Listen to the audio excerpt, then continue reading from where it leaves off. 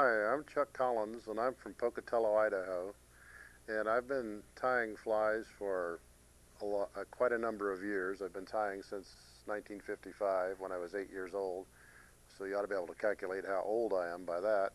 Um, I actually sort of learned how to tie flies prenatally because my mom tied flies for Wright and McGill when she was carrying me. So the fly I'm going to tie today is going to be the sandy mite, which is a pot-style fly, which is a woven body fly that came about. It's actually older than I am.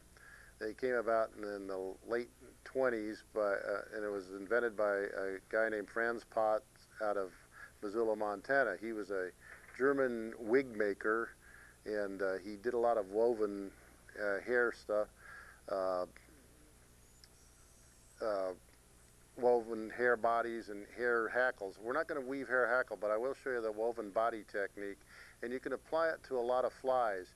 The hair that he used was ox hair, which is not obtainable anymore, but the hair that's been used over the past number of years has been basically woven horse mane, and this is the hair that typically you would use. It's from a sorrel horse for the sandy mite, and you use the mane and not the tail, because the tail hair is too thick. If you have a friend that has a horse and they clip the hair for you, make sure they try to keep it even, and they put a rubber band or something around it so it doesn't get all bunched up. Sometimes if you go on the internet, you can find people that sell this stuff all clumped up in nice clumps like this, and they'll sell it for you, which is really, really nice to get it that way. And you want to try to get the light sorrel horse hair if you can.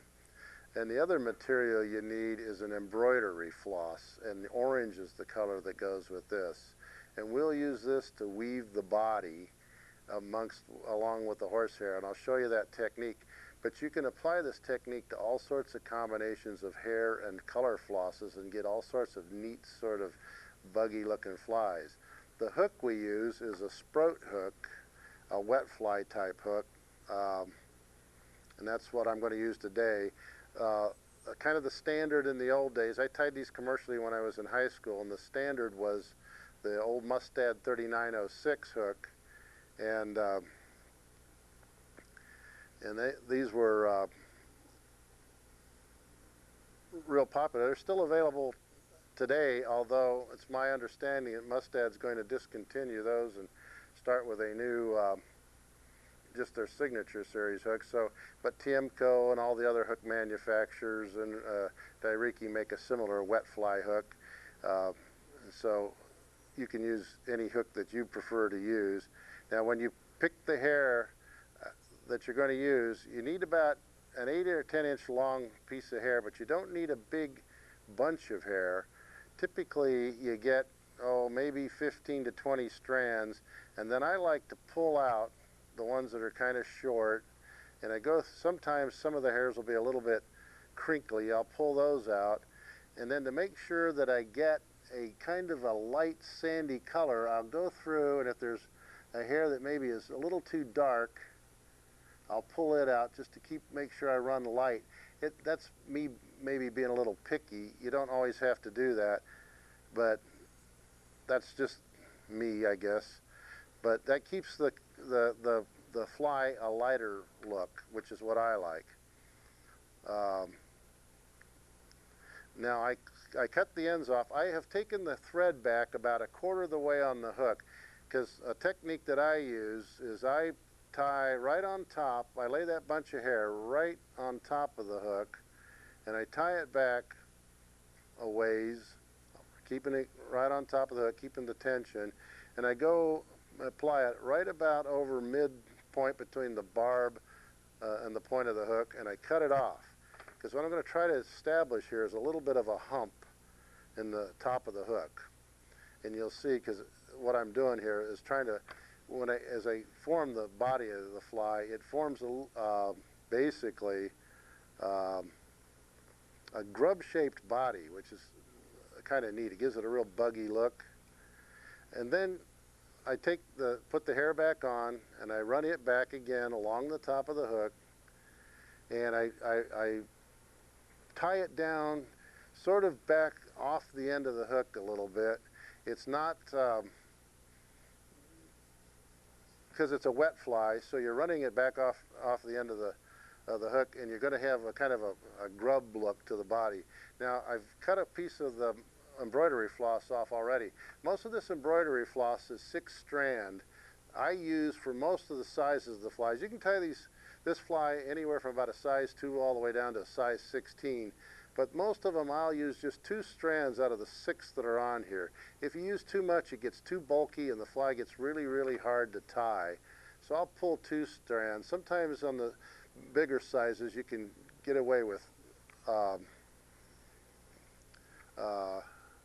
3 strands, but you never want to use the full 6 strands because that'll just make your fly way too bulky. So you separate out the 2 you want to use, and then make sure you even those off. And then I tie that on as much as possible right underneath, and then I run that back, holding it down so that it stays underneath the body. And then I'll take my thread and run it back and forth up and down the body a bit and build up a little bit of bulk along the body of the fly.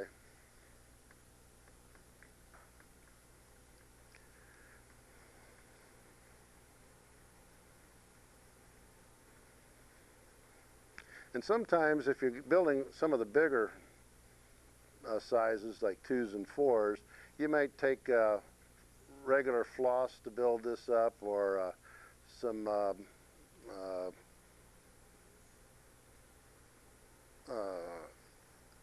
other type of material. It's a little bit bulkier, and instead of your thread, I usually just use thread, and I'll build a little bit more bulk into the body this way. And then I'll go forward here, and I use a hand whip finish at this point just to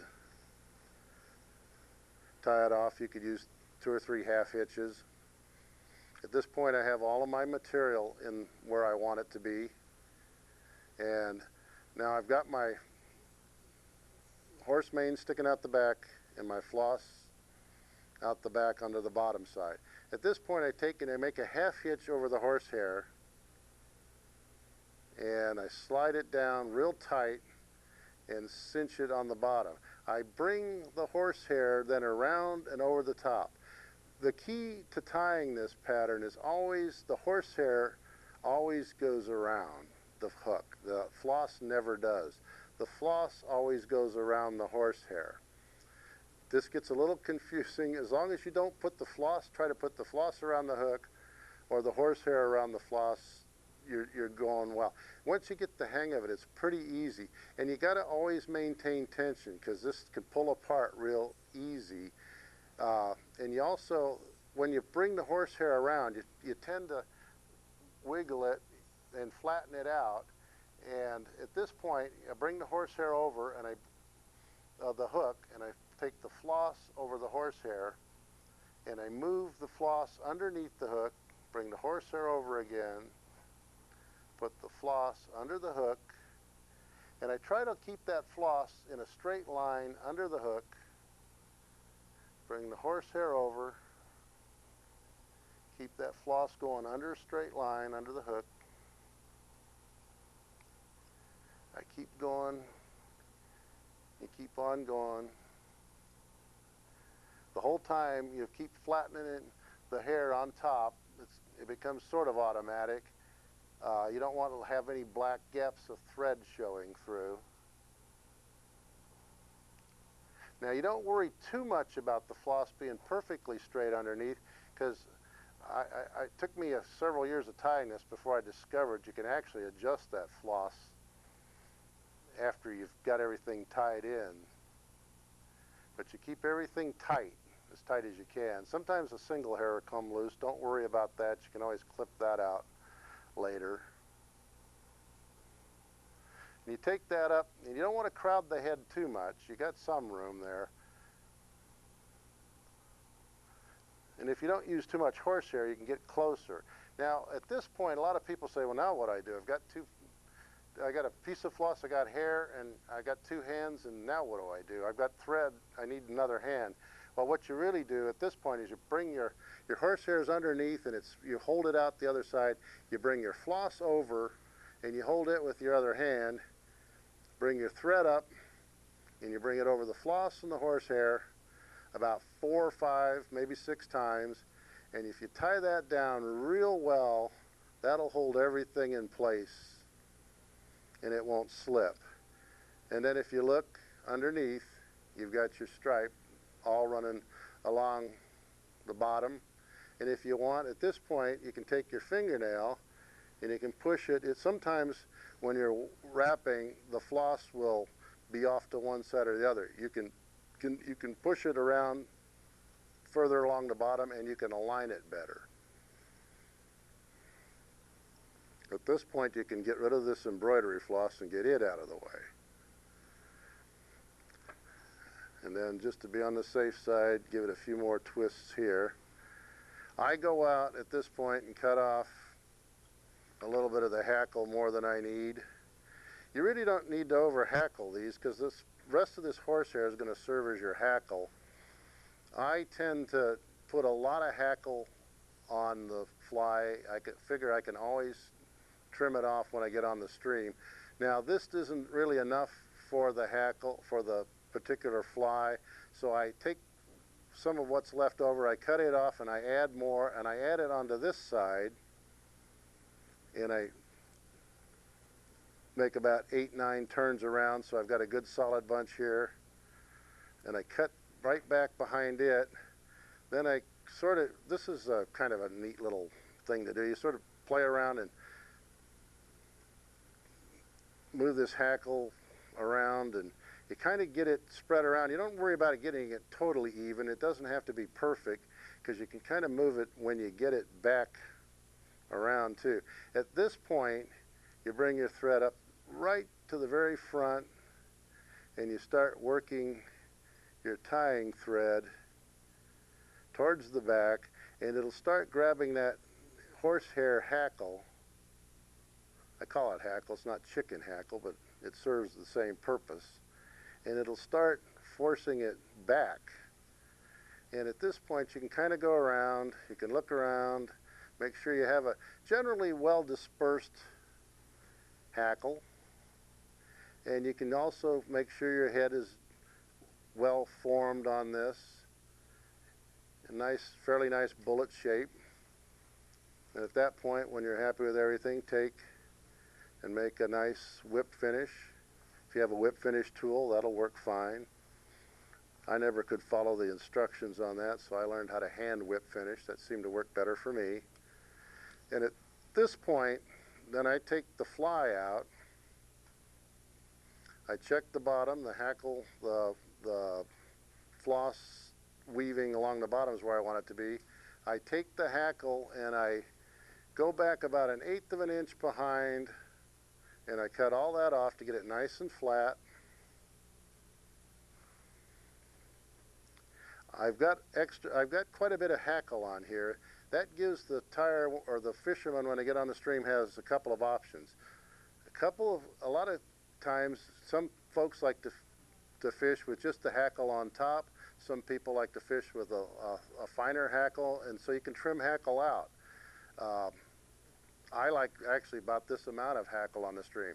This particular fly works real well in faster water, because the horsehair is fairly stiff, and that it'll get in action better than a lot of feathered hackles, because it'll move and pulsate, but it won't collapse around the body and stay there. It'll keep moving and keep up with action. And then at this point, we just put a little bit of head cement on the fly.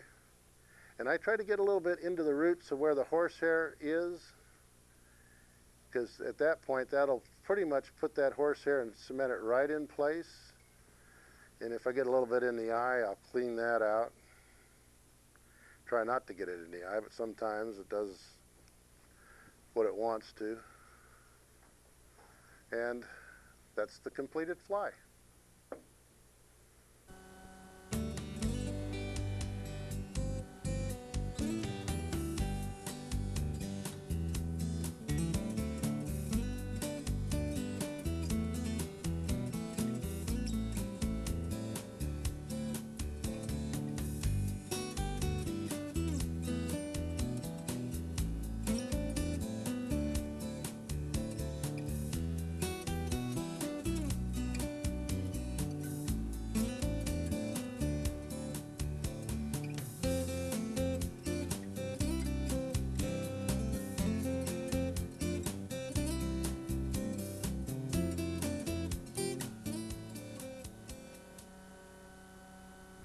Hello, my name is Gordon Cordova. I'm from Livermore, California. Today I will be tying a small green caddis.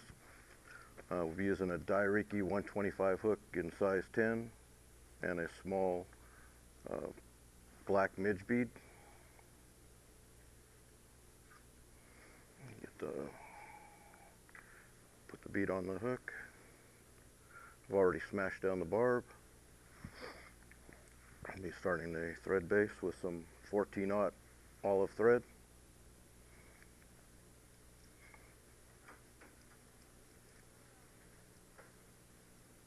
I'm going to take the thread all the way into the bend to give the caddis its natural curve.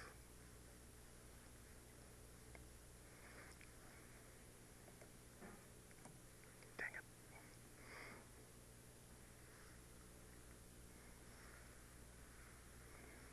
I'm using about 6 turns of non-lead weight.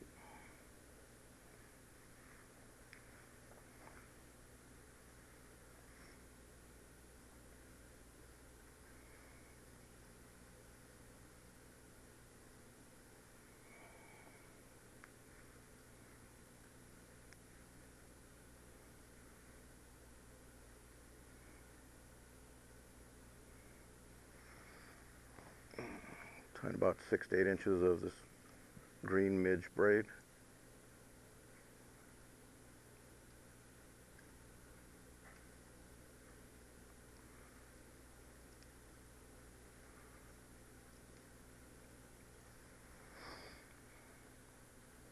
And we'll use a little bit of this olive ice dubbing to form the underbody.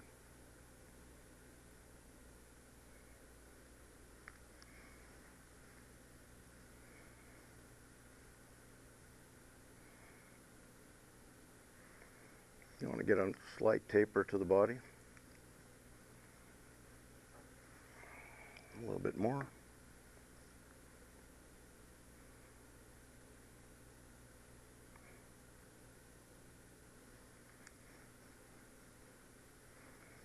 That's enough.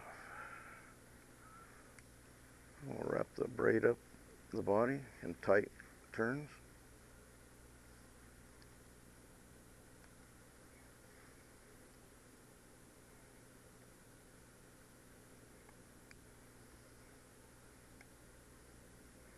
You can compress the dubbing.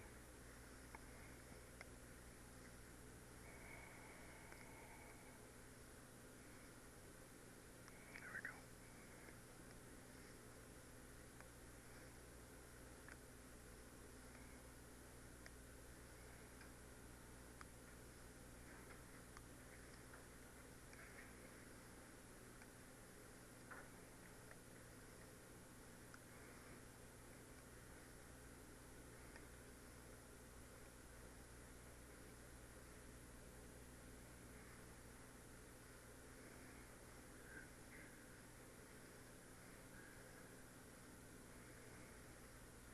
Go ahead and tie that off.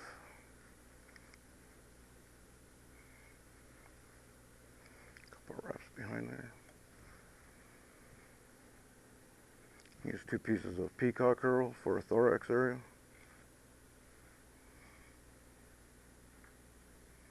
It's lined up.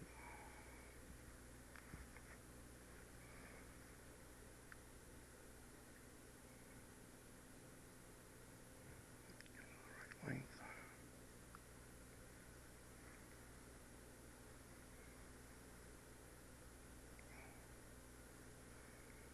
That straighten up again.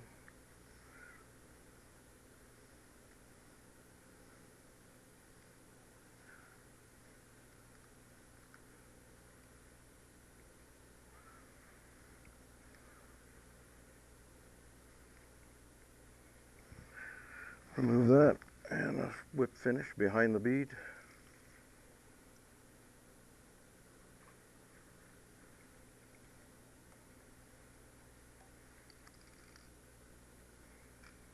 Maybe one more.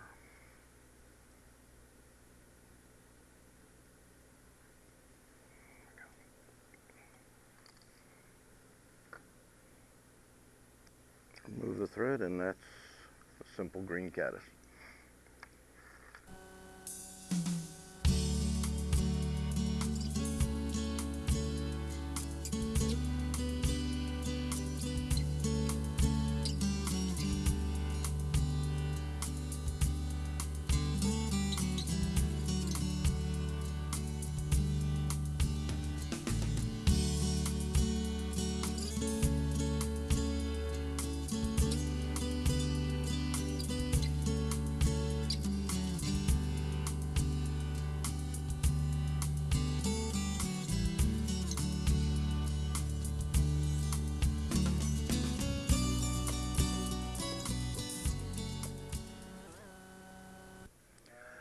Hi, how are you? My name is Wayne Orzel, and I'm from Kalama, Washington, on the banks of the Kalama River. I've got a little fly shop there, Pritchard's. If you haven't steelhead fished, you haven't heard of Pritchard's. So anyway, what I'm going to do today is I'm going to tie what I call a steelhead, Kalama River steelhead bee. And this bee actually is for cohos, silver, trout, many different species, but it has shined as a good pattern for coho on the Kalama. During September and October, I can't even keep up tying these creatures. So what I'm going to show you first of all is the material that's incorporated in this pattern, and then I'm going to show you some techniques as I go along tying it. So the techniques you can add on to different patterns that you tie, and the materials are going to speak for themselves. So let's begin with the hackle that I'm using. It's from Hoffman, Henry Hoffman, great guy. I use a hen hackle that he ties for his chickaboo. I've got it in olive, and I've got it where I'll tie in the grizzly. So these are a soft hackle. They're hen hackles, and they do a fantastic job with pulsating in the little microcurrents in the river, and overall they do a real fine job for this this pattern. Also with that is I use a variegated chenille, which is yellow and black. And originally when I tied this thing 20 some odd years ago, I used black chenille and yellow chenille, and I tied it the traditional bee pattern where I have it in straight vertical lines, black, yellow, black, yellow. I got to tying this with the variegated because it's easier to tie. It does the same thing, has the same color grouping, and with less hassle on the fly. But anyway, with all that, with the material that we're going to use, oh, by the way, the hook size, I go from size 4 at the largest and all the way down to size 10. And it really doesn't matter if you want to get a finer, or thicker wire hook, or I'll use a 36890 low water salmon fly hook, so, which is a must-add. You can use that or any different pattern style hook, I mean. Anyway, let's get going here. First of all, we've got a tail, and I'll use orange or red. And excuse me, let me get my specs on here. And I'll go ahead and strip a little of this off for the tail. And I don't really use a real long tail, more or less like a stinger tail. Whoops. I started my thread already, so you guys wouldn't have to wait for me doing that. And I'll bring my thread all the way down till I just click the tip of my hook there, the point of my hook. And I do tie everything in proportions with the hook size. So if you're going to tie a size 4, you have the material according to what the size is, or if you're going to go down to a 10, that's also what you're going to use. But anyway, I always end up at the tip of my hook. I'll go ahead and I'll do one wrap with my tail with my thread, and then I'll kind of hold it up and I'll go back about 2 or 3 turns. As I hold back on the tail, what it does is it centers that tail right in the keel of the hook, more or less, right down the shank. Then I go ahead with my chenille, and I'll go ahead and I'll just take a little bitty end off of it, and what you're going to end up with is 2 little hairs, or I'm sorry, 2 little strings that do tie the other material on, whether it be rayon or nylon, whatever material is for that type of chenille. Okay, I'll go ahead and I'll tie that goodie on here, that chenille. I'll put my thread off to the side. And then here's another little technique that's kind of fun and fine. If you start off and just kind of go back just a scotch to get over that tail, and then as you go ahead and wrap this guy, notice how we have straight lines of black and yellow as we spin it, and then that all depends on the diameter of that hook wire as to what kind of design you're going to get. So anyway, as you go through, you put your chenille side by side on your hook shank there. So now we're going to do our switch. We're going to come over and move our chenille forward, and I'm just going to tie about 2 turns there, no problem.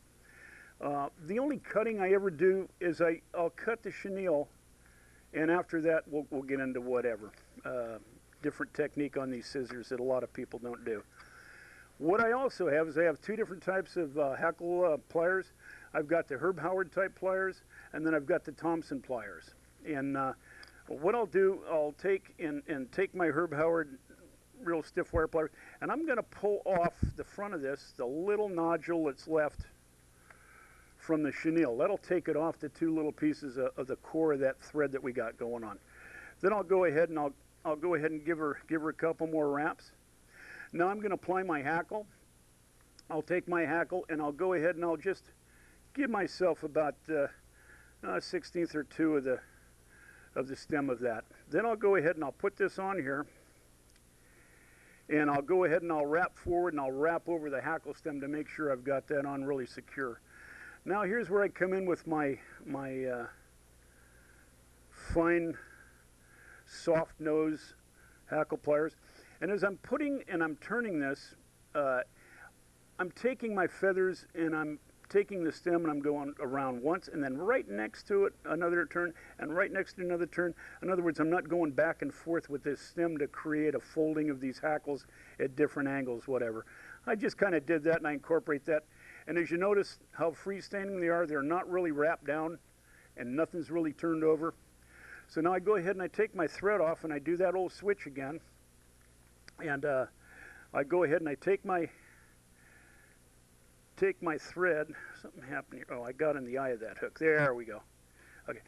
And like I say, do my switch, and then I come over and I kind of weave this through a little bit so I won't fold those hackles. Do 2 turns with my hackle, into my hackle facing forward. Then I take my pliers off, okay? And I'll take and form 3 fingers like this as a coconut, pull my hackle back. Then I'll go ahead and I'll start at the very end of the hook, and as I'm wrapping, one right next to each other, and that'll take all the barbules or whatever I have and fold them back so they're not going to be in your way later on when you go ahead and head cement your head. Anyway, I'm going ahead and I'm moving it back, and I'm doing about 9 turns, just enough to form a nice head. Okay. Now I'm going to go ahead and I'm going to whip finish. Now what I've done is I've actually taken that thread and I call it going up the hill, which is that taper coming up toward the bend of the hook, toward the back of the shank. Now as I come forward, I'm going what they call down the hill. And I'll do my whip finish, and I'll go ahead and I'll pull these hackles back, and I do the same thing. I'm coming over once, twice, 3, 4, 5. As I'm going down, gives me a nice taper on my head. Leave my index finger in, my middle finger and thumb are going ahead and pulling that guy down. Then I'll take that and I'll kind of rock the thread back, and I'll feel it go chunk, and that means that I've locked that thread in there. And then, as you know, with the whip finish, it's not going to go anyplace. Okay, here we go with the how I cut this stuff. Now, I don't ever take my scissors once I have everything incorporated like this and snip, snip, snip. All I do is I take my scissors and I form a little bit of a V, okay? And as I'm holding down tension on this thread, I'm coming right underneath it and moving my scissors forward against my thread, and it cuts it right off. It'll suck whatever little tag is left, and you don't have a problem with cutting any of your hackles. I'll do the same thing. I'll go ahead and I'll take my heavier pliers, hackle pliers, and I'll take that stem that I had that I wrapped back. I actually double wrapped this thing. I wrapped it forward, right, as I did my switch. Then as I brought it back, I'm also wrapping thread over the top of it. So that kind of really locks that hackle in there. It isn't going anywhere. Anyway, I go ahead and I take my pliers and I do the same thing now. I'll go ahead and I'll do that V. Boom. I cut nothing off but the very end of that hackle. So I didn't remove any of the barbs. Okay, now here's a little technique that I'll show everybody. Today, you know, the style of flies is, you know, you're getting that space type style where you're getting the hackles folded back, you know, and there's many different ways to do that. The way I'm going to show you here is very simple, very low key. It takes a little tiny bit of practice at first to get her going. Once you got it, you got it. Okay, this is what I call a freestanding hackle right here. Now I'm going to fold that hackle with doing nothing but putting pressure on those hackle stems with the barbules, with my fingers. You can do it 2 ways. You can do it on a rotator vise if you have a full rotator, or you can take it out of the vise and do it by hand. So I'm going to do this time, and it's the same thing. It doesn't matter. You can take it out, or like I say, put it in. I'm going to unlock the vise here. I'm going to take my 2 fingers, and I'm going to push them back on the hackle. As I rotate this hackle, I'm going to put pressure on that hackle, and I'm going to rotate forward and back 1 time. I'm going to take my fingers and move those barbs back, okay? Then I'm going to go ahead. I'm going to rotate forward, and I'm going to rotate backwards. I'll do that a couple of times, but make sure that I go ahead and push those barbs back. As you notice what we're doing here, man, we've got a folded hackle without even, I mean, no sweat. I mean, that's big time. That's a big time style, and it does make a difference in the water, okay? So then we go ahead, and I'll go ahead and put my head cement on. And as I do that, all I'm doing is applying my head cement right to the thread. I don't put it over the hackle barbs. And what it'll do is it'll actually minutely kind of wick back a little bit, and it will take those barbules and it will make them stay in their place. So, you know, it's kind of a cool deal, really low key. I do show this to people on the when I do my fly tying classes, but I'll just go ahead and boom. That's all I do, is just to give that head a little bit of a coating of head cement. But as you can see, boom. I mean, I even have to sometimes pull these guys out to make them kind of conform to the general outlook of the fly. But anyway, that's a pretty good trick. Hey, practice it, and you'll end up with some flies at a minimal time on them. You don't have to worry about, like I say, about folding them with the scissors, back of the scissors, or the way you put them on and you hold them back as you put your hackle around. But anyway, that's a silhouette of that fly. Very dynamite fly for cohos, steelhead, trout in your favorite lakes. And I do appreciate you letting me spend some time with you. Thank you very much.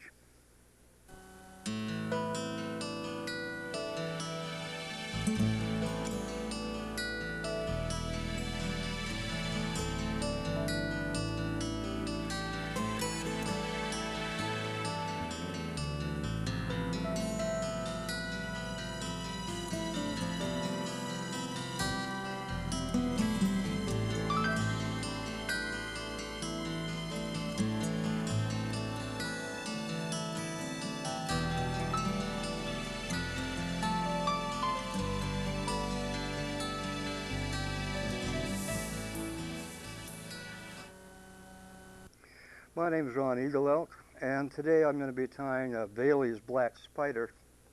The hook is a Daiichi 1640 in size 12 to 16. The thread is Pearsall's brown gossamer silk, well waxed with cobbler's wax. In the old days, the Pearsall's black silk would break, so the old tyers didn't use it for tying. They use it for ribbing, and wax the brown Pearsalls to get the black thread. Start out with just a couple turns around the hook shank near the eye. The hackle for this fly is a starling body feather or back feather. The starling is really an underrated bird as far as I'm concerned. There's so much that you can do with the starling. It's a great soft hackle feather. Strip the fuzz off the base of the feather and tie it in so that the feather protrudes over the eye, shiny side down. Take a couple wraps to secure it, and then wrap your thread back to the barb in touching turns. I go about halfway, trim off the tag end of the thread and the stem, and then continue wrapping. When you get back to where the barb is, go back forward toward the hook of the eye, or the eye of the hook, I'm sorry, until you're half to 2/3 of the way back. I like to bend the stem of the hackle just a little bit so it'll wrap easier. Take the tip of the feather in a hackle pliers, or you can use your fingers if you have small hands, and palmer the hackle back toward where you have the thread hanging. Secure it with one wrap, break off the tip of the feather, and then wiggle your thread and wind it back up through the hackle to the eye of the hook. Use your fingers to secure the hackle out of the way. Take one wrap of thread and then secure it with the 3-turn whip finish.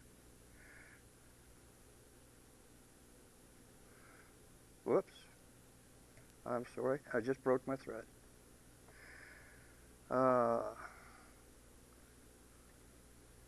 Sorry about that, guys.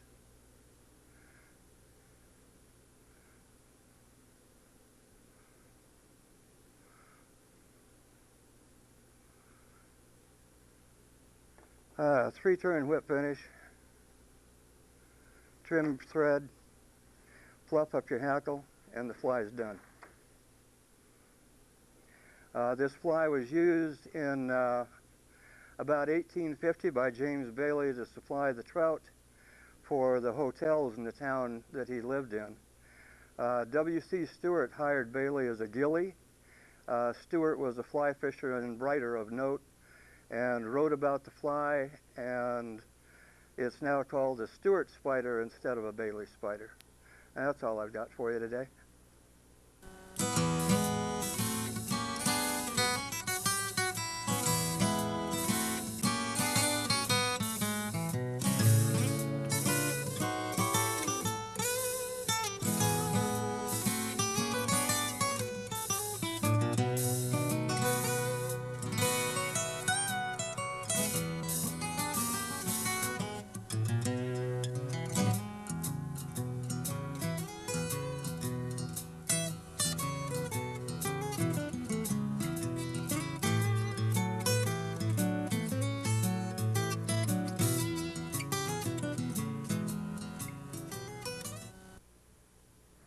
Alright, so today we're tying the starling stone. It's one of my guide flies.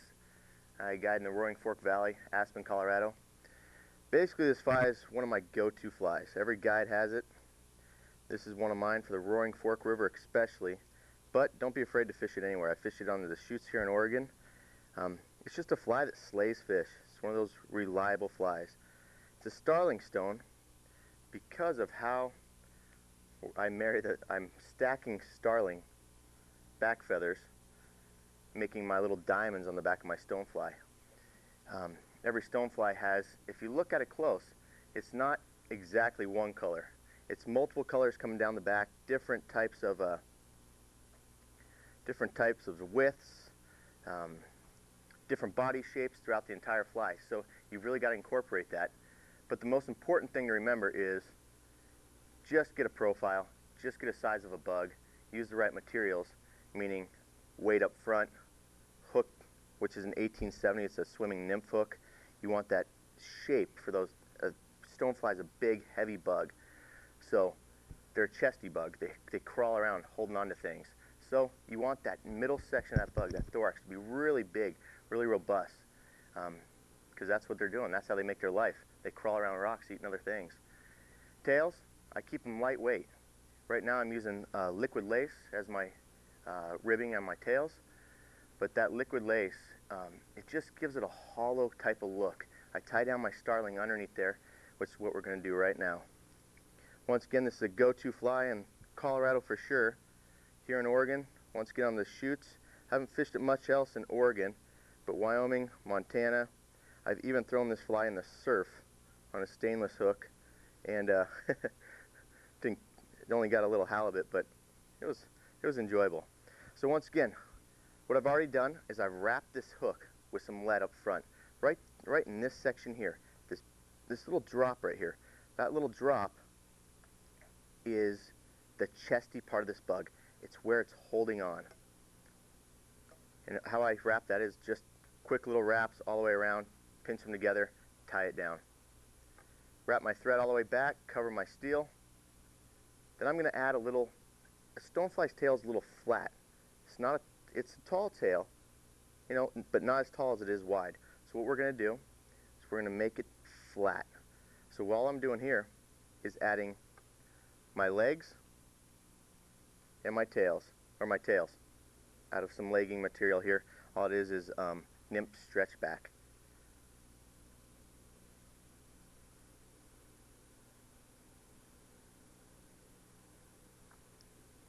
What I'm trying to do here is I'm going down from where I think the thorax is going to be, which on a stonefly, the bug is half tail, half body.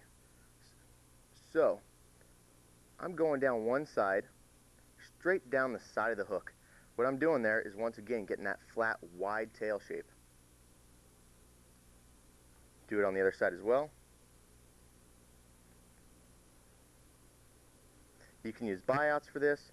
I'm using this nymph backing because I want a little movement. Plus, as a guide fly, this thing needs to be durable. And I guarantee I'm going to hook the boat, they're going to hook the anchor, which is fine, it's part of fishing. They're going to hook a bush, so the fly has to be durable. Better yet, I don't mind the fish getting, or the fly getting torn up on a couple fish. So as I'm going here, I'm just wrapping once again,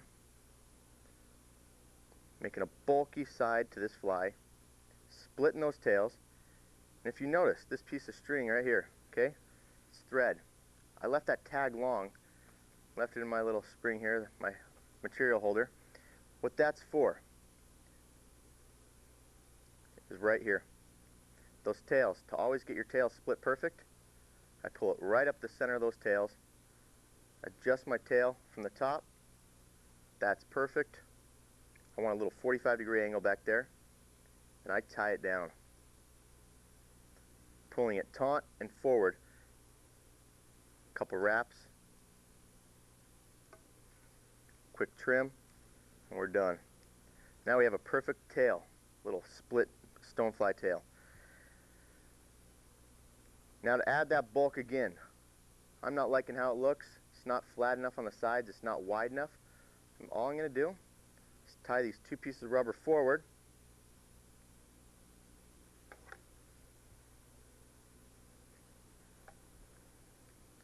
to about where my thorax is going to start, and then I'm going to come back down the side.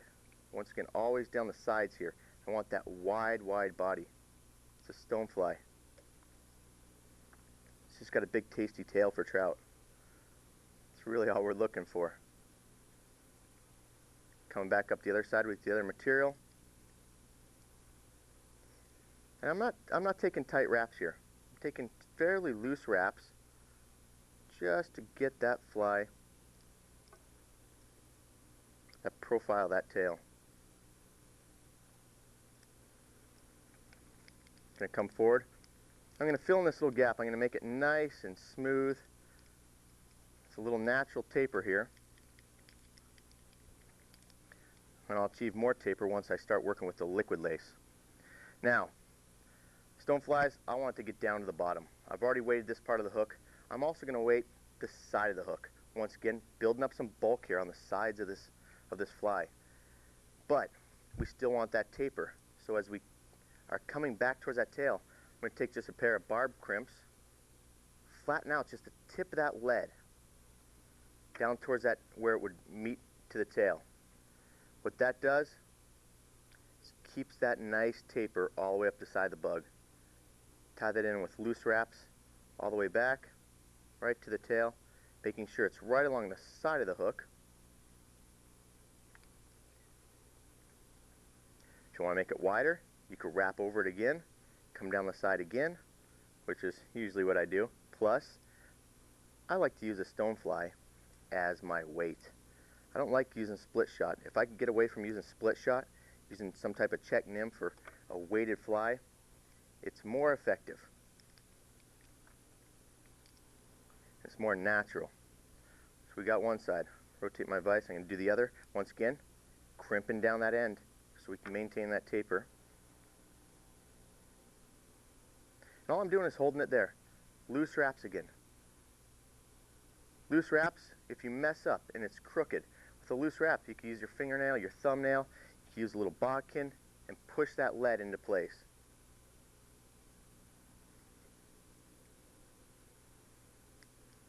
Like I just did. Cutting materials, you guys all know. Use the back of those scissors.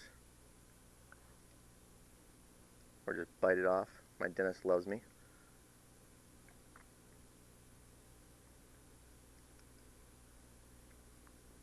Flatten out that other side of that tail. Since I'm doing two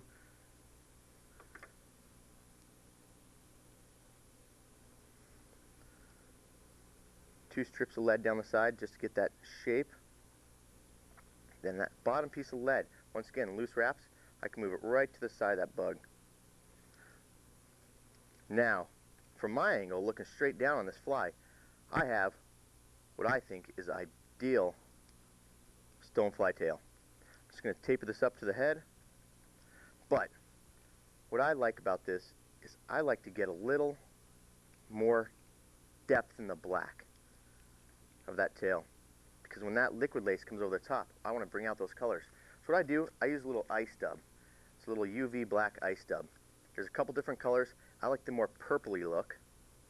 If you're tying green drake, you could tie it very similar with a different tail on it. Same concept. You want to bring out different colors, so I tie the same bug with a different color dubbing, and I have my drake. Then I'm going to wrap over that. So from here to here, this dark black right here, you can really see the depth in that black. It's a deep black versus grayed out stuff. That's what we're looking for. I want to get as black as I can. That way when I stick my starling over the top of this, it's you know, there's more of a contrast. That's what I'm looking for. And this is also a good step. In case you missed that taper on that body, dubbing is a great way to add a natural taper.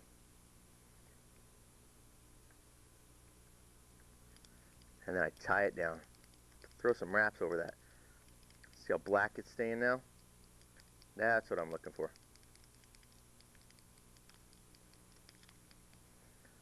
Perfect looking body. So, now we've got to add a rib to this, or the actual body material, the tail material. So what I'm doing here is tying in a little liquid lace. Just up front, cut off where I have it oiled. This material actually has a little baby oil in it. That way when I'm stretching it, I'm pushing out, I'm flattening it out, taking the oil out of this part of the tubing. What that's doing is creating a pressure up here, making this a more solid material. What that does is adds a natural taper for you.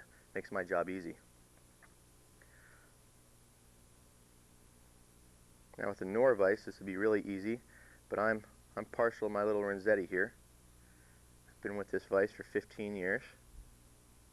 And as I'm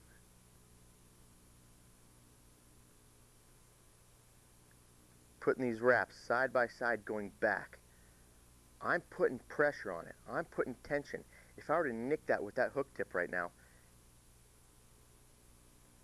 all that material would just unravel because I just cut it. Oil would probably hit me in the face. So you want to be careful not to nick that hook. Now, here's something a little different. As soon as I get to that tail, I like to come under the tail and back up and make another wrap under the tail, going right down towards that very last point of that hook before it goes straight vertical. And now I start coming back up with my wraps. Now once again, I'm back in front. These wraps, I'm going to pinch this liquid lace and once again come all the way up the back of that fly. What I'm doing here, you see me coming back and forth up and down this tail. What I'm doing is creating multiple layers. The reason for that is once we have our outside layer, our last wraps on here over my starling, the last one's going to be invisible. It's going to almost look hollow on the outside, bringing out my starling feathers. You notice it the most in the water when the fly gets wet. This liquid lace really does. Just a second here. The liquid lace really attracts the bubbles, attracts the air bubbles in the water, attracts some oxygen. It makes it look buggy. Any natural colors you have underneath this are going to come out because that liquid lace, the oil inside of it. Now, for some bugs, I want a lighter tail. So, with the liquid lace, I leave it empty. I don't put oil in it. But for this bug right now, I want it heavy. Look for one thing here. We got to get our starling. So, to prepare our starling, I'm going to pick out a couple fibers. Usually I sit there at night watching a movie on TV or whatever, and I pick out a bunch of starling fibers that are going to be what I'm looking for. What that is is something that looks like this when they're put together. How I do that, I pick my starling here. Straight up the back, these feathers aren't curving out to the sides, they're mostly straight. And all I'm going to try to do is pick 3 going back towards the tail. So I pick 3, 1, 2, 3. What I will do is I will stack these on top of each other after I clean them. Get all that webby stuff. First one's prepared. Second one, I'm just holding where I want the fiber to be. Right where the black and the gray, there's a little gray V in the middle of that, right near the rachis. I'm going to hold that, clean the rest of it.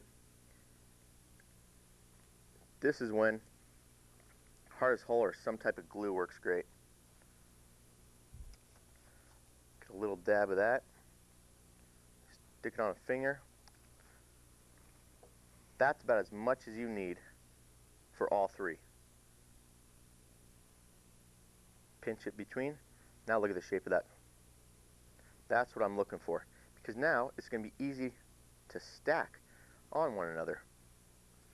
What I mean by that, and I already have one prepared that we'll use, but I'm going to glue these together like so, just stacking it right as the tip of that little bright tip touches the other white. It's going to create a little V in there. That effect right there. That I've found you can imitate, you could try to imitate with these materials nowadays, these synthetics, but this look, once it's in the water, is absolutely lethal. It comes out, it comes alive. It's not just one solid fiber. Every once in a while with the liquid lace, you actually see the fibers. Bugs are absolutely not one piece. They're not consistent. They're not one shape. So I want to add a little, any type of rib I can get, any type of edge I can get on a fly, that's what I'm doing. So now that I already have this one prepared, I'm going to add a little glue. And I used an old tool that I've made, just a very thin tip here. I'm going to show you how much glue I'm actually using. That's a speck of glue. I'm sticking it right where that thorax would start. All I'm going to do is lay this right on top. I don't want it going all the way to the tail. I don't want it splitting the tails. I'm going to leave it the second, pretty much your second little diamond here from that starling. I'm going to leave it right where that hook point is. And that's a pretty good mark for where I want this. Just tying it down under the thorax, because we can build up a big tall wing case on this bug, because the natural, that's exactly what they have. The profile of the natural, they have these big wings. Everyone's seen a stonefly. They're big wings. I mean, these big long things that are just longer than their body stack on top of each other like this. So we can add a big wing case. It's not going to hurt anything. So now that I have that tied in, if you can see it, I've come just on this side of the fly. If I'm going to be wrapping away from me, I'm going to put the material in at a slight angle towards me. So as I wrap forward with my tubing, I'm bringing my liquid lace forward, putting a little pressure here. Once again, we're trying to get that taper. What that just did, by me angling it a little towards me, is just centered it perfect right down the back of that fly. Little pressure here.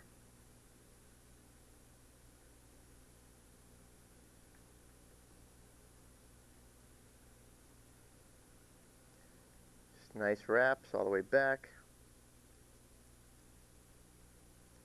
And get rid of a couple of these long stems here without cutting my thread.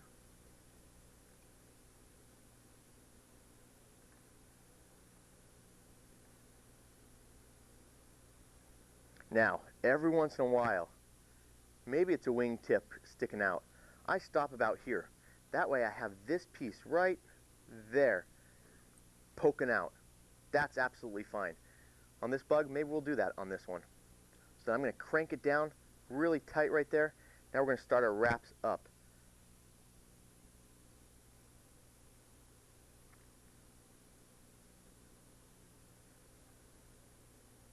Loosening as I come forward. Once again, we're trying to get that body shape here, which is critical.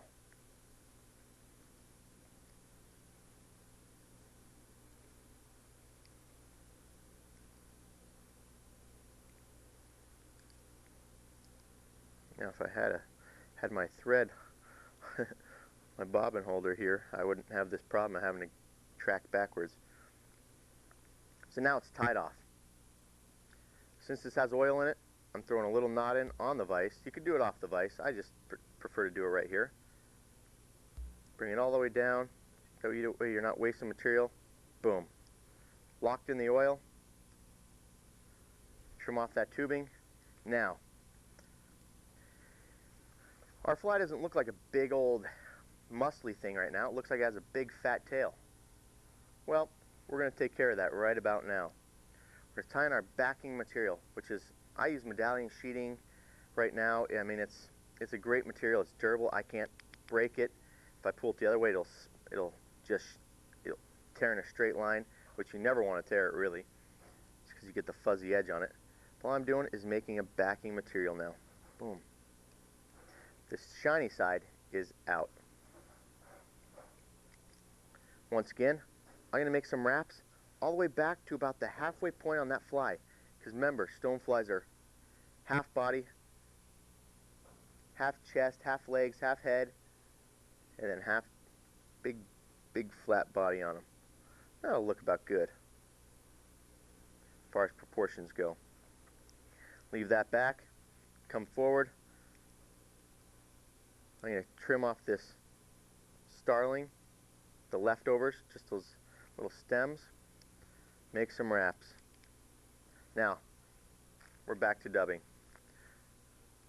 Going to make our big fat thorax here. Boom, boom, boom. Once again, look at your stream. A bunch of different stoneflies are different. I tie the same bug, once again, as a green drake, or I tie it in a mammoth size thing, a behemoth, for our salmon fly. If it's a salmon fly, I am epoxying that thing up. I use a little thicker ostrich for a leg, which is what you're about to see. And I'm making this part really, really, really big. Just a big, robust thorax on that bug for the salmon fly.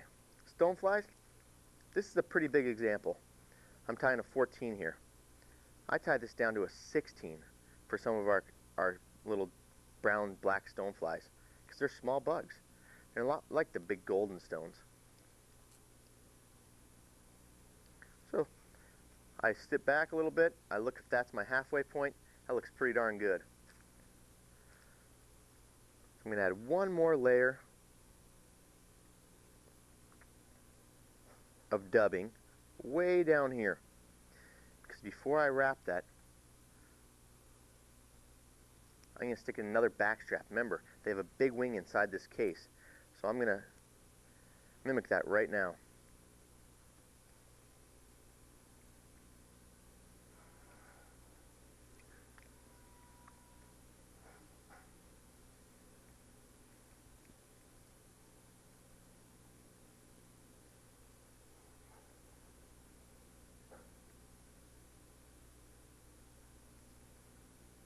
So I'm just tying in, once again, what I used exactly for your tail, nymph stretch back skin.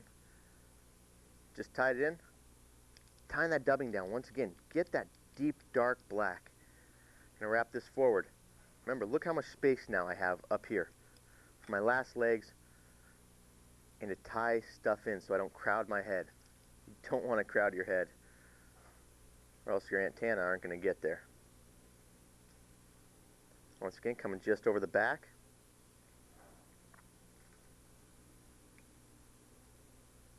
Cranking down with this UTC GSP thread. You can get pretty tough on it. I could pick up the vise if I wanted to with this thread. It's just super strong. Once again, this is a guide fly for me, so I want it to last. So I'm trying to make it out of stuff that's durable. And I've never seen a trout eat through the liquid lace. Never seen a trout eat through this rubber back material or medallion sheeting. So as you can see right here, we just made a little bump here. As the wing's going to come forward and taper towards that head, little bump. We're going to cover that black up. One more thin layer of dubbing. And I mean thin on this one. I mean, if you can get in on this, that's super thin. I'm not adding bulk now. I'm just adding depth on top. Trying to hide that black rubber. Because I want that ice out of that flash and that dubbing coming through. Okay, so we're set. Next step, I grab ostrich. I'm using these bottom ostrich for my back legs, because if you know stoneflies, their back legs are their power legs. That's where they're pushing.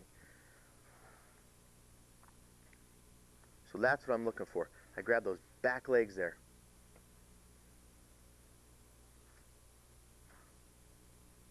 I'm going to tie these in right, I'd say a wrap or two in front of where the actual thorax begins.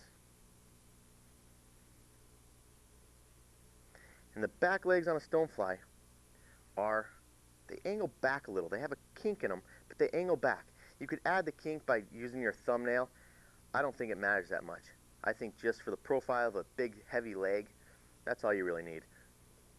To adjust it, I can adjust that, angle that leg, just by manipulating the long piece of ostrich hanging off, the plume hanging off. So I'm going to angle the first set of legs a little bit back, just like that. Make a tight wrap, it's locked down. Picking up to lock it down. Rotate your vise again. Once again, as I tie this in, it's facing up. To get it to look back, I just manipulate that plume. Pull that plume forward. It's going to put that leg exactly where I want it in the angle. Make your wrap through the middle of those legs. I just locked them down.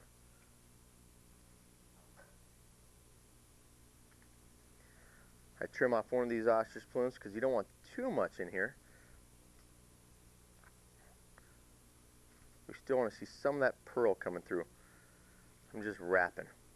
2, 3, 4, 5 wraps.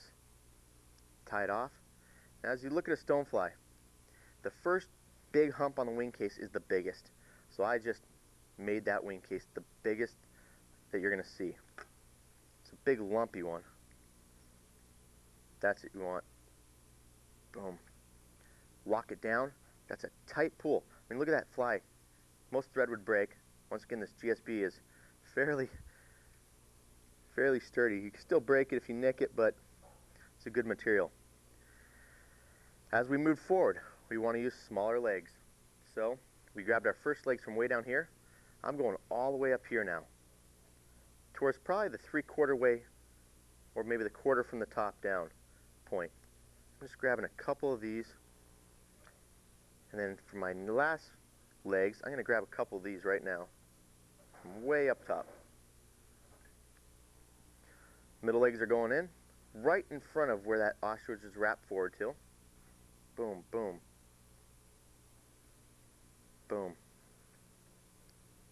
Once again, coming out the other side.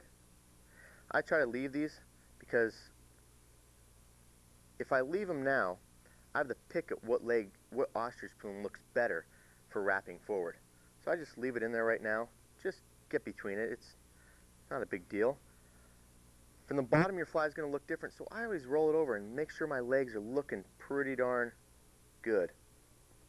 And those look great. So trim out one, add an extra wrap through the middle, lock it in.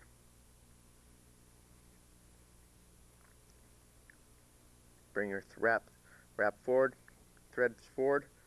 1, 2, 3 wraps, and we tie off.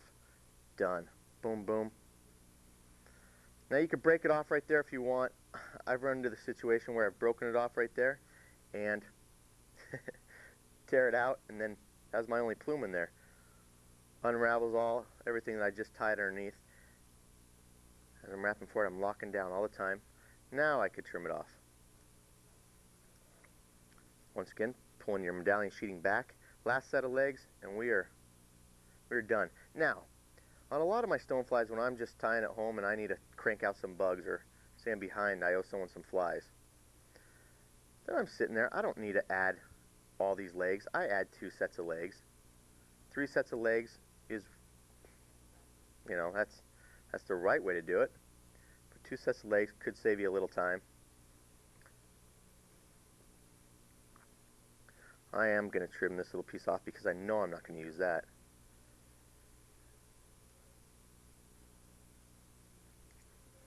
One thing is making sure you're not tying down your medallion sheeting there. You want that for your head.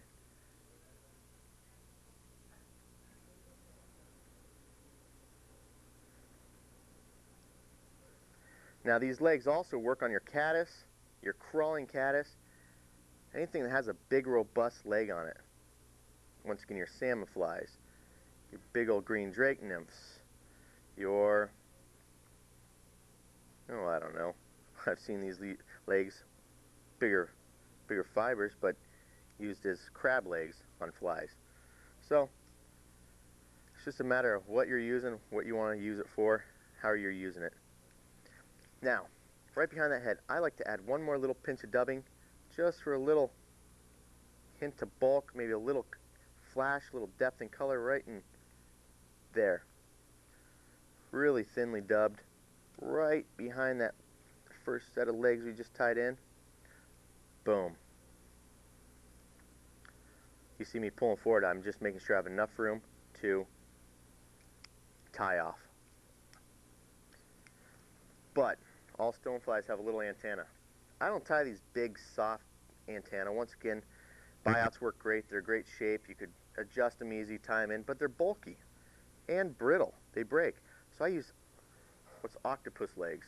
I mean, this stuff just wiggles. It's like a little broom. I wrap it around my thread, pull my thread up, right on top, they're tied in. One wrap to secure them.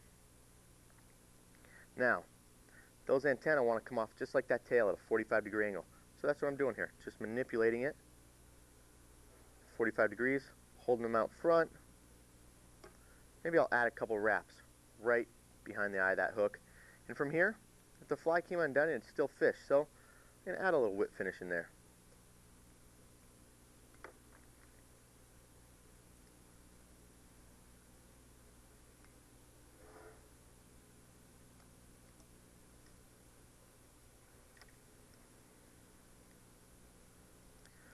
Everything facing forward again. Now that we have our antenna out front, I could tie off our head.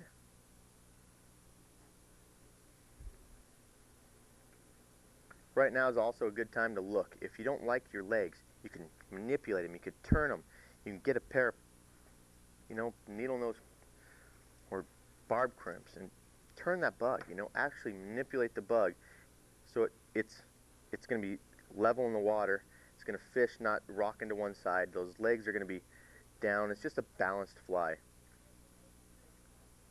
Here's my head.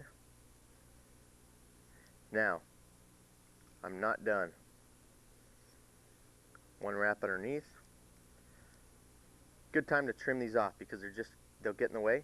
Don't pull them when you're going to cut because they stretch. I just lay them right on top of this, right on top.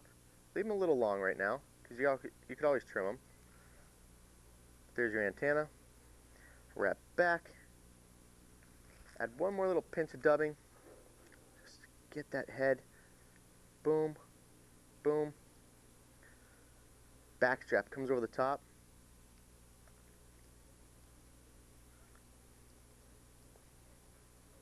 And we are we're done with the tying part. Now we just got some trimming. We have a little squaring up to do. Quick little whip finish. And with this thread, you could actually pull it to a point where it locks in. You could feel it lock. You don't necessarily, look at that. I mean, it's pulling that hook around. You don't need to put any head cement on this. These wraps are locking in, especially if you whip finish at the bottom of your bug. Clean off that thread. Now, I'm looking at it. I'm thinking, well, let's add a little wing case on this one. I pinch that, pull it straight back. That's the medallion sheeting that we tied back, making that little head right here. I mean, if you see that little bump right here, that's your head. I'm going to stick a little head cement on there. And on top of medallion sheeting, it usually turns a little white or maybe dark brown instead of black. Not shiny, maybe duller. That's perfect. That's, if you look at a stonefly's head, it has this little mark.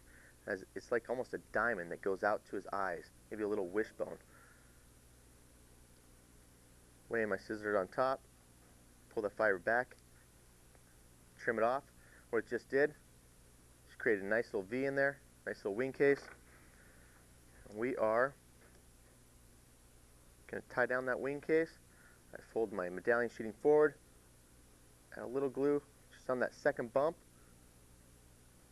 pull our wing case back. That's a starling stone. It's there, it's going to fish it deep, fish it lighter weight. If you want to make it lighter, just use tubing or use any type of D-rib to make that big flat body. And that's what really gets that shape going, that profile. If you want, this little tag, sometimes, like I said, I leave it up or tuck it down. That one looks pretty darn good, so I'm going to leave it up. But every once in a while I tuck it down. Once this gets wet, though, that little tag is going to stick out, really noticeable. It's very distinct. And that bug right there, as I'm looking around it, I may need to trim a little, make a little slimmer profile up top because some of the ostrich is coming out a little too thick here. So I'm just going to trim the sides real quick. Something easy to do. You can adjust it for your waters. If you have a thinner profile, which when I'm tying the 16s and 18s of these little stones, I'm trimming out a lot of that ostrich, or I'm using really fine tips. Something way up in here, or actually I even have a whole entire different plume. But I use this thin stuff up in here because it's short fibered. I don't want that big robust stuff like in here. But once again, it's a hunter. It's a guide fly. It's one of my go-tos. You're having a bad day, toss one of these on. It's durable. It's going to last. I guarantee you're not going to break tails off or antenna until you lose it. That's the only time you're going to have to trash this fly. And that's it. Thanks.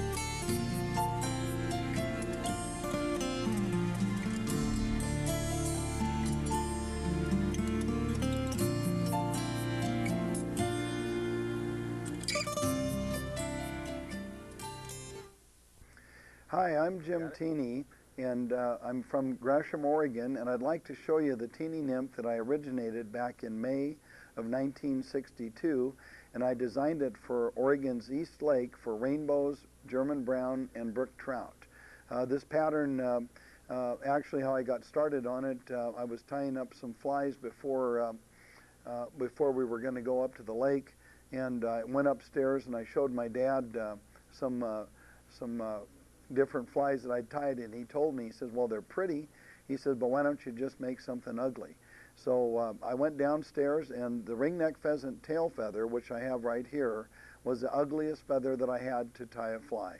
And so I thought, well, I'll put that on. So what I did is I put a number 8 hook in the vise. I stripped off some fibers like this off the hook and the feather here, and I trimmed the end and then I tied these fibers on the butt section.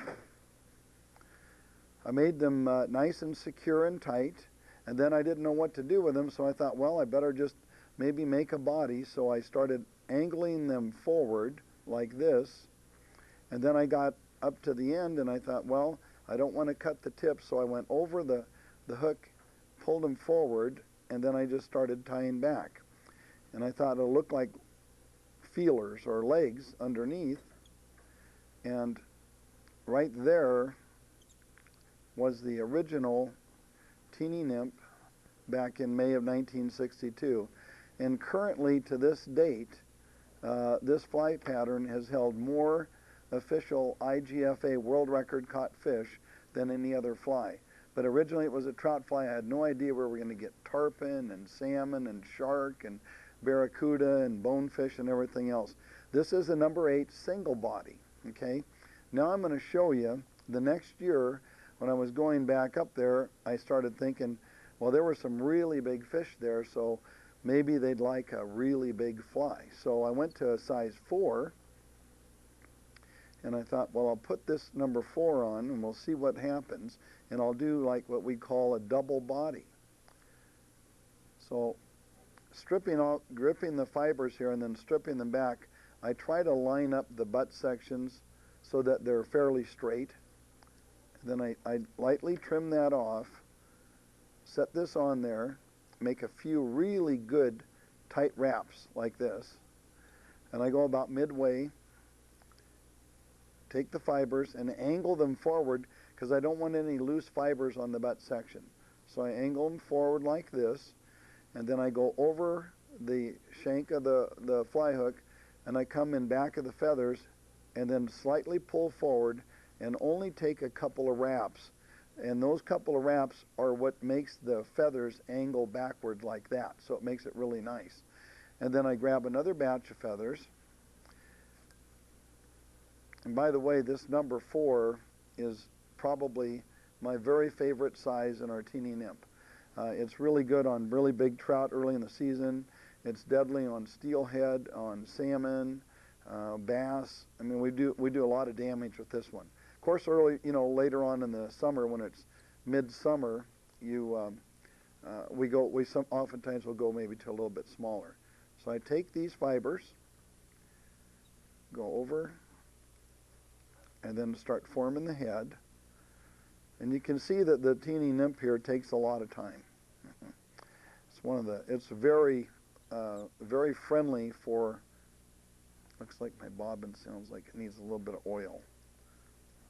So now what we've got right here is the double body. And you can see there's 2 sections here. This one really looks a lot like caddises and hellgrammites and periwinkles.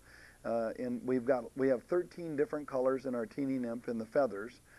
We've got pinks and yellows. And anyway, so now you've seen the single body, which you can tie in any size you want, probably up to a size 6. Then the number 4 is a double body, and our number 2 is also a double body. And if you wanted to make it a leech, all you had to do is just put a little feather in the tail before, and actually I'll tie up a leech right here, and just to give you a quick showing. And I'll do that with, I have a blue thread here, but I also have an orange, and I could get that. But by doing this, for an example, instead of tying the leech right now, I'm going to show you what we call our sparkle nymph.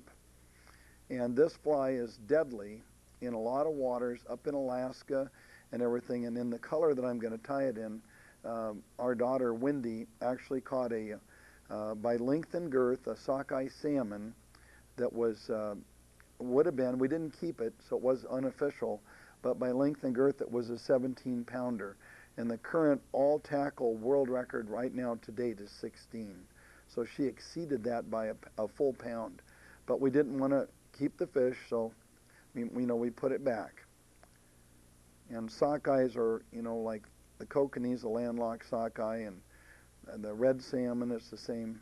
So what I'm doing is taking pearlescent crystal flash, and just tying it on like that. And then I'll take the scissors and trim them. And so now I'm going to take some pink fibers from the feather, and I'll show you how this fly totally changes its appearance and how it looks, you know, like when I just did the natural ones. So I tie this on, make sure it's really nice and secure, and then take these fibers here and go over once and twice, and then start forming the head.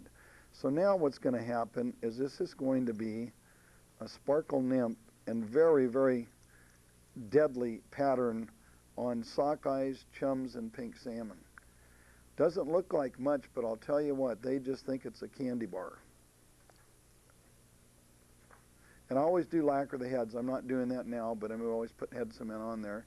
And I do a single and a double half hitch, and our fly tyers do whip finish.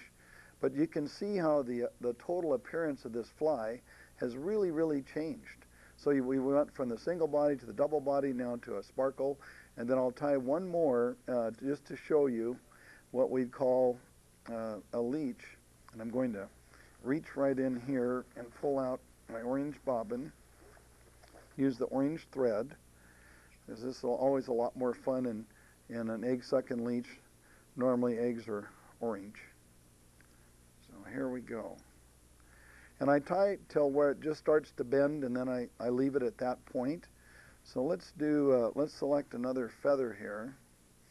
Let's maybe take, we'll take black, for example, because black's always a pretty cool color. What I do is I strip off the fibers again, just like I did before, try to line up the butt sections, and then I put the feather on here and I kind of measure how long I want the tail to be. Because I don't want it to be too long, because then you'll get short strikes. Set this on there like this, make a few really nice wraps, you know, to make sure not going to pull out, and then at that point I grab more fiber.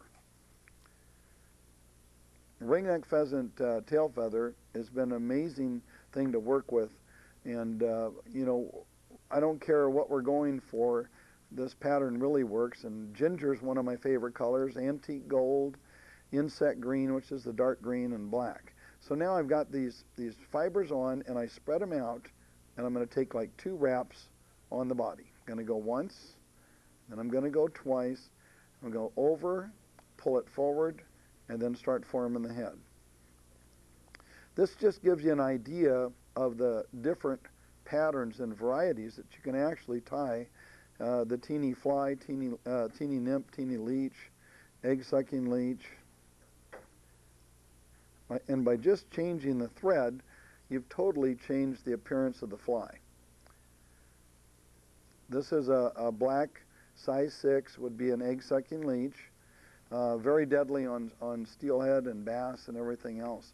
So you've had the sparkle nymph, the egg-sucking leech, the original teeny nymph in the single body and the natural, and the double body. So anyway, this is a pattern that I've only fished this fly since 1971. Everybody asks me, well, what are you fishing with? I've not used anything else, and we've had fun with it. We fished it all over the world. For almost 47 years, it's been working for me, and I know it'll work for you. So thanks very much.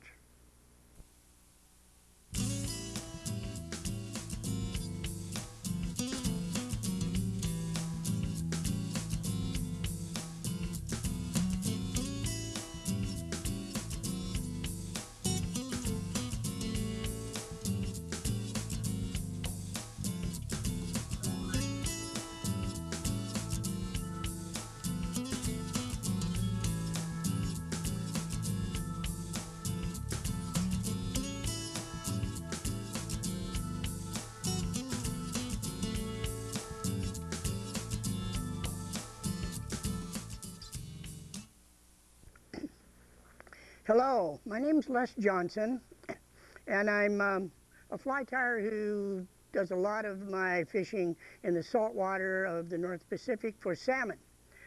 And the fly I'm going to tie for you today is a fly designed by Art Limber, one of the famous bucktail flyers, tyers in Vancouver Island. And while a lot of people spend a lot of time putting a great deal of effort into absolutely imitating a fly, some of these experts from Vancouver Island and that do a lot of this work, they rely on simple patterns, but they almost always include white underneath, and then this color on top, like a blue or a green or a dark olive. But in the middle, they put a median line of pink or red or orange or a mix of those two, because that is a color that shows on bait fish from underwater, but not from on top. So we start with a Gamakatsu salmon hook. The one I'm using here is a number 2, and it's an SL11 3H. And we need the bucktail, the flash, which is optional, and we need an eye with a yellow background. We're going to do this a quick way. I usually paint the eyes on, but I won't be doing that for this fly. So we'll start with, and you don't want to build up too much material too quickly, because when you're using 4 layers of bucktail, your fly can just get overbuilt real fast. Now, I never ever level the ends of the bucktail. I leave it tapered, and you're going to want to do that, because if you leave it tapered at the end and don't balance it out, you're going to have a nice tapered fly when you're done tying it. I use just 3/0 Danville nylon, wax nylon, because it's very, very strong. And you can pull hard on it, and you have to pull hard on these flies in order to make them hold so they won't spin on the hook.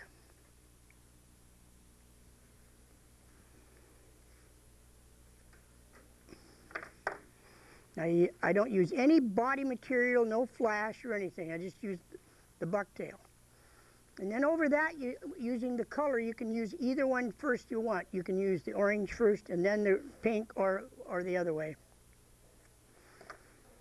So you put a smaller amount of pink, or of orange or pink on the top, dead center on the top, and you don't want it to roll, so you want to pull up on it, and it stays nicely centered.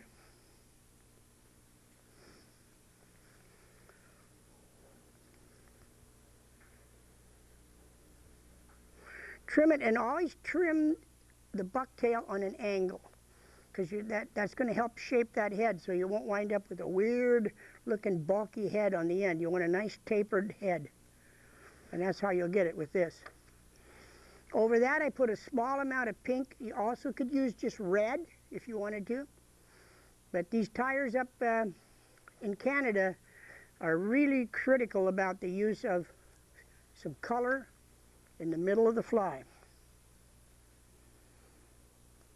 And when I asked one of them why they use it, he says, because it works best. And that was his entire scientific reason.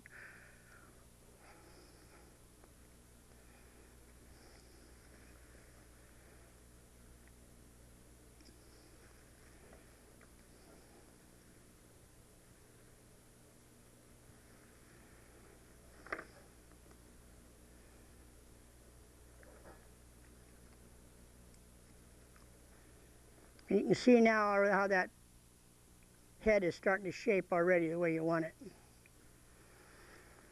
The top is going to be, on this one, it's going to be chartreuse. You can use olive green depending on the time of the year, the pattern. This is a color combination that I use late in the season in saltwater for coho salmon, because essentially they've quit eating. And if they've quit eating, it seems that a bright color attracts them more than something that looks absolutely like the bait fish.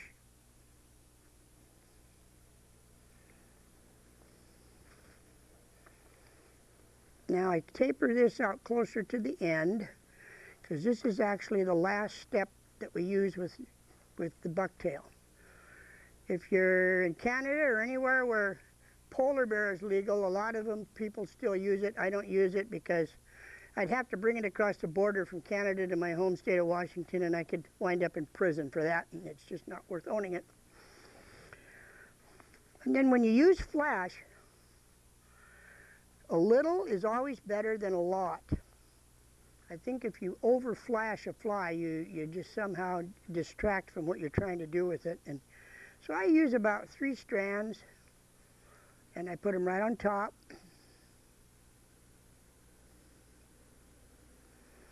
Right like that. And you don't worry if it doesn't sit down real straight, because it will. And check the sides to make sure that you've got the thing pretty well balanced. And you don't, the colors sort of run together, and that's exactly what you want, because when they're wet, you want the colors to sort of show through each other. And when they show through each other, they tend to form a real fishy bait fish look to them, because the colors mingle when they're wet.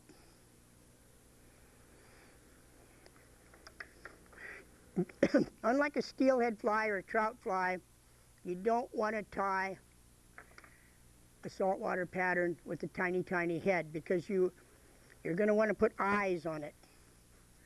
And when you put eyes on it, you can't put them on a little head. You have to have a one that's big enough to accommodate the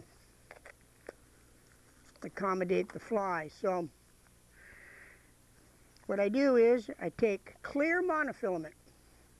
Now you can buy this, you can buy it by the spool from a fly shop, or you can buy it by 1,000-yard rolls and wind it on your own spools. And I put a little of that on right first, leave it hang, trim it, and then I'm going to put eyes on both sides of this fly, yellow eyes. I usually paint the eyes on, because I can then make them yellow with a red pupil. And yellow with a red pupil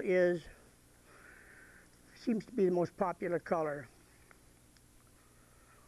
And you can't get that with stick-on eyes, but if if you're tying for speed and you don't like to mess around waiting between applications of paint, then the best way to do it is this. Now, when I put this monofilament around these eyes, that fly is not going to move. And the eyes are going to be steady. They won't move around. Now what I do is tie it off again.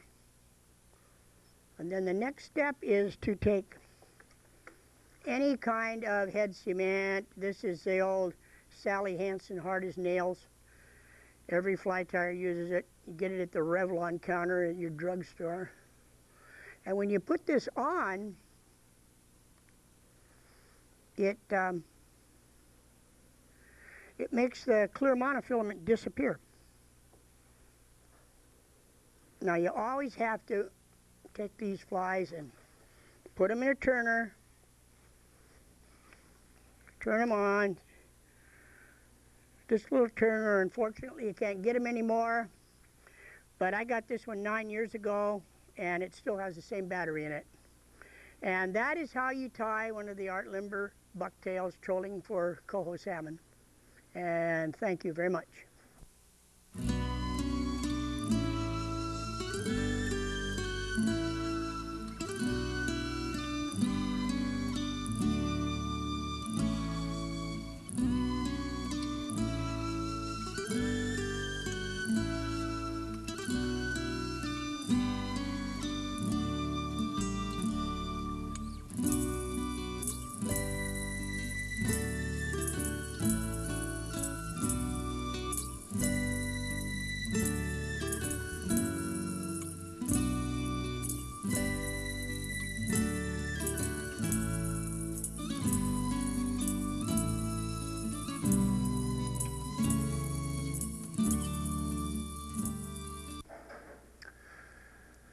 Good morning. This is Dave McNeese, and I'm going to tie a fly called the Steelhead Doctor.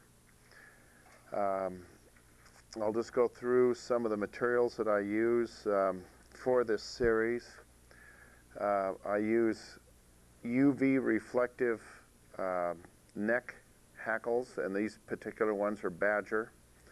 I like the black stripe through the center, and that gives me a larger, rounder profile of the fly, more three-dimensional. And also the badger necks have a real glistening shine, and I use kind of a, they're not pure white, but I dye most of my steelhead colors with fluorescent dye.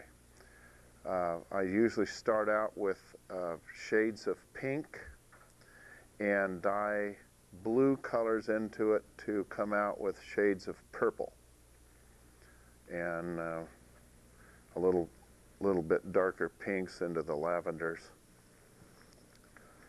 So we'll get started on this fly, and the first step is the tail. It's quite simple. And I'm using the red crest feathers. And always on the flies that I tie, I use a few turns of flat tinsel at the back of the fly, and that's just to protect the tail from the steelhead's teeth. Wind that on. Carry the tinsel forward a few turns with the thread, and you can see it just winds right on. And if I'm using floss for the back part of the fly, this tinsel will also radiate through, give us good sparkle to the floss.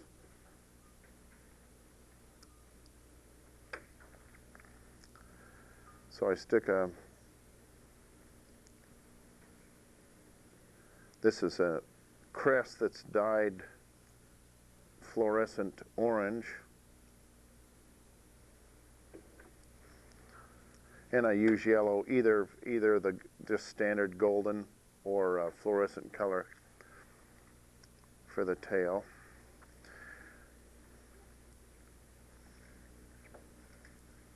Take wide tinsel,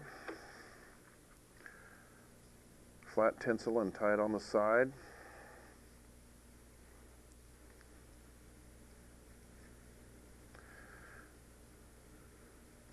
Wrap this tightly all the way up. Now I typically always use seal for my bodies if I'm going to, or floss, but for the furs I always use seal, and I like the bugginess of it. Once it gets worked up, it starts to spread apart and move.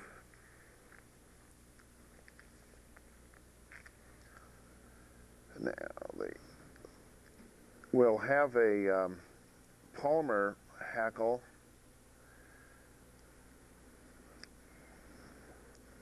which is of a fluorescent purple shade, and of hackle I call Moon Glow, but it's purple, so the black and the purple, the black is a background and the purple will really glow well on this fly because of the black background. I just fold the hackles a little bit, and then I get my seal on, turn it over a few times. I use Danville thread for the seal, and I find other threads are a little more rounder and it doesn't adhere so well, but it's, as you can see, it's just a few turns and it's on there. A lot of people have difficulty with this, but it is one of the coarsest furs to tie flies with.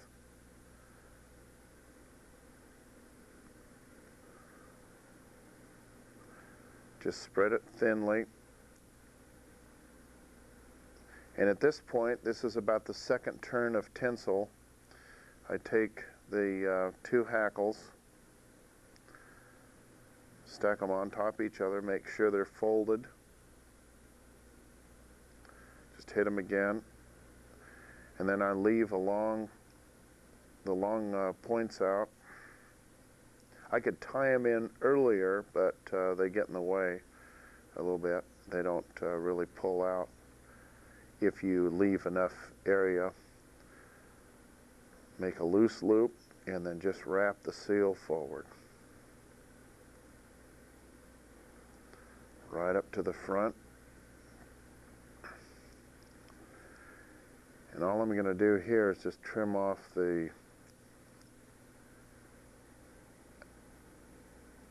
hackle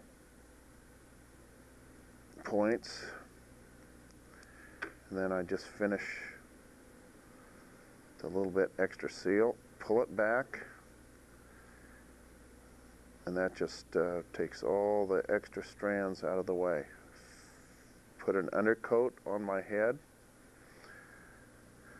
Now I just fluff the seal forward so my tinsel will gather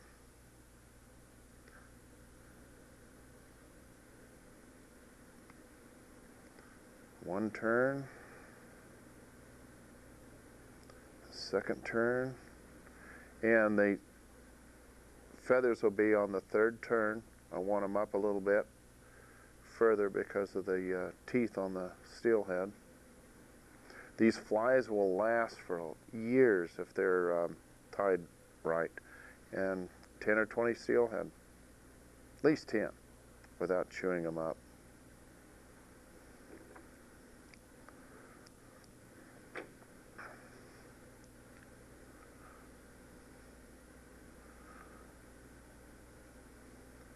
Finish that off, and then take the hackles, wind them right behind the tinsel.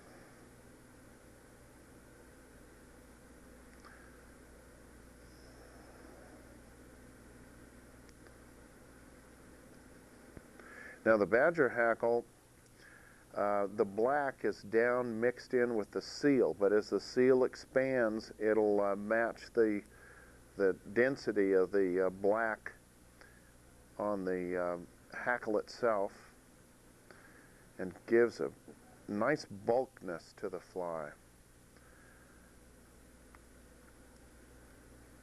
And there are some people that view, if a steelhead is on the side and he's looking at this fly, the river bottoms can be dark or the river bottoms can be light, and they'll be able to see this fly quite well.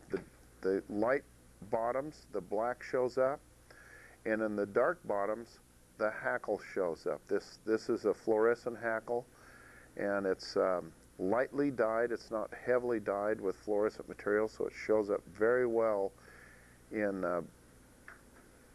both stained water but background. And that's important because if you fish different rivers with the same pattern, it's good on light bottoms and dark bottoms, or forested backgrounds and open canyons that have lots of light. That's important for steelhead fishermen. The first, before I start the next hackling, I usually put on polar bear, and I can use several shades in this fly if I want to put a little white on, orange and purple, but I'll do a multi-stage.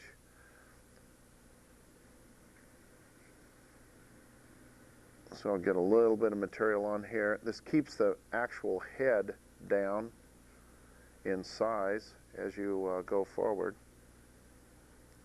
And each step I would put a little drop of head cement, and that will keep the fly together for a long time.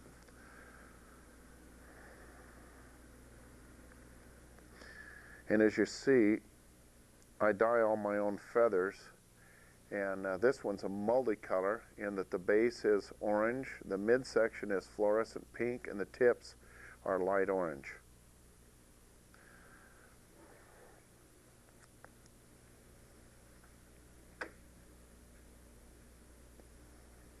This shows up extremely well in both the morning and the evening light. And that's when I usually fish these flies with radiant colors.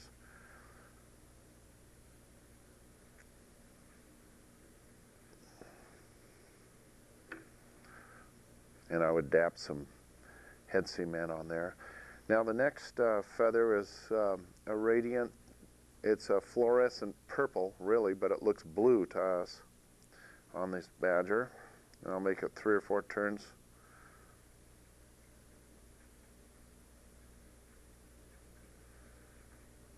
And again, several shades are desired on this. I just want the pattern to have a strong background color mainly. And then as the fish approaches the fly, they'll be able to visually see some of these colors, and that at times makes the fish strike harder, or actually not leave the fly and go back to its holding area.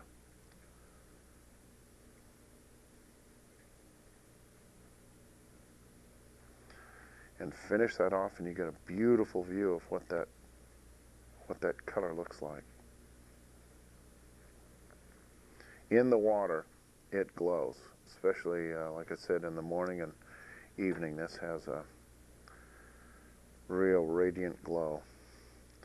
Now I move my thread forward, back and forth here, still trying to keep the head small, but that'll give a foundation for the last polar bear, this is a fluorescent purple, and it's actually kind of a pink color dyed first like this, and then a blue color dyed, which will make this purple.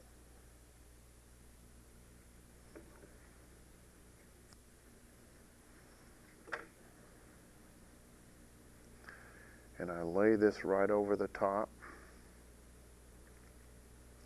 like that. Sometimes on this fly I will take a golden pheasant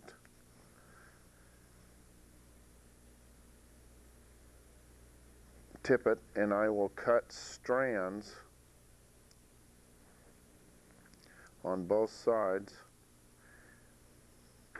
and I fold those together and I add the strands in here to give a broken effect to the wing. And I just flatten those out, and all I want is a pattern in the wing. I like the black. The fish really can see that well, and as the old English salmon fishermen, they noticed that the point of strike was at black spots or dark areas on the fly. The salmon would view that. Later we know that these little dark spots are a key point for the fish to strike. A little bit of purple right on top of it, and I just flatten the seal fur out and I make a loose loop. And it just spins around the head about 3 turns, and then I put a drop of head cement. Trim it really short, and you get a view. Hopefully you'll be able to see some of the colors in the hackle and the wing in that. And then I put my sides of jungle cock. 2 nice large feathers.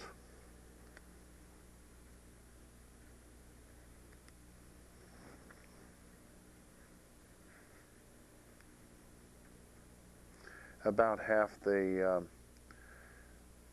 length down the hook. Make them large enough that the fish can see that eye, because a steelhead's been a predator for a year or 2 years out in the ocean, so visually they see their prey by their eyesight, and especially the squid that they feed on.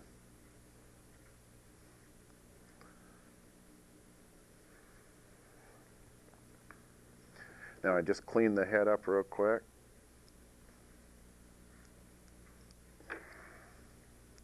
Make a nice taper going down. Make sure your thread is unwound.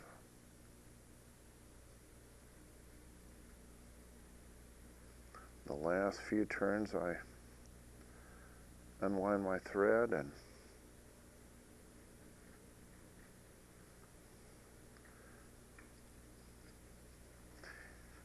And that's what I call a hair wing doctor, black doctor.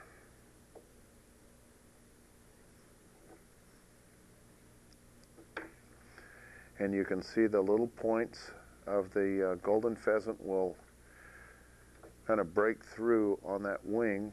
And in fast water, the wing will lay low, and in soft water, the wing will lay upward, and it has the movement, and the hackle has the movement, and that's the big characteristic of these steelhead flies. I'll just trim a little bit of that off to make it look nice in the back, to stimulate the fish. And the colors, you know, we know the steelhead can see these vibrant colors, and it's not always necessary to use very bright flies, but at times they work better, and that's one of the great reasons for developing colors. Anyway, thank you, and enjoy.